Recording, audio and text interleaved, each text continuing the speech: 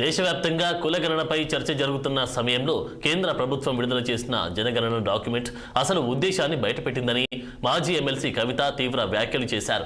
SC ఎస్టీకి ప్రత్యేక columns పెట్టి దేశంలో 56% ఉన్న ఓబీసీలను పక్కన పెట్టడం ద్వారా కులగణన పేరుతో భారత ప్రజలను మోసం చేస్తున్నారని రౌండ్ టేబుల్ సమావేశంలో ఆమె మండిపడ్డారు. జనగణన జరగకుండా ఏ వర్గం ఎంత ఉందో వారికి బడ్జెట్, ఉద్యోగ అవకాశాలు ఎలా కల్పించాలి అన్నది నిర్ణయించలేమన్నారు ఆమె. ఏ ఒక్కరం కూడా మన పేరు మిస్ అయితే అగౌరవంగా భావిస్తాం. మరి అటువంటి జనాభా లెక్కల ఎక్సర్సైజు ఈ దేశంలో చట్టం ప్రకారం 10 సంవత్సరాలకు ఒకసారి జరగాలి. 2011లో జరిగింది, తర్వాత 2021లో జరగాలి, కానీ జరగలేదు. లేట్ అయింది, కోవిడ్ అన్నారు, అదన్నారు, ఇదన్నారు, ముందుకు జరుపుకుంటూ పోయినరు. ఫైనలీ ఇప్పుడు జరుగుతున్నది. ఇప్పుడు జరిగే కన్నా ముందు మరి భారతీయ జనతా పార్టీ ఒక మాట ఇచ్చింది, అన్ని కులాలను మేము లెక్క పెడతామని చెప్పి. నేను చాలా సంతోషపడ్డా.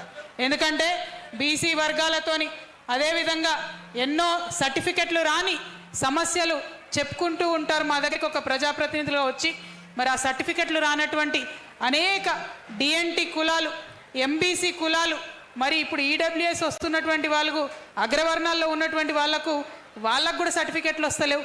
అనేక మంది ఈ సమస్యలతోని మా దగ్గరకు వచ్చినటువంటి సందర్భాన్ని మరి నేనైతే ఒకటే సొల్యూషన్ అనుకున్నా, జనాభా గణన జరగాలి, అందులో కేటగిరీలు ఉండాలి, ఆ కేటగిరీలో సబ్ కేటగిరీలుగా కులాలు ఉండాలి. అంటే కేటగిరీస్ ఏమేమి ఉండాలి? SC, ST, OBC and EBC అన్ని కేటగిరీలు ఉండి అందులో సబ్ క్యాస్ట్లు, కులాలు అన్నీ మెన్షన్ చేస్తే ప్రతి ఒక్కరికి కూడా రిప్రజెంటేషన్ వస్తుంది. ప్రతి ఒక్కరిని కూడా ఈ దేశము, ఈ కేంద్ర ప్రభుత్వం.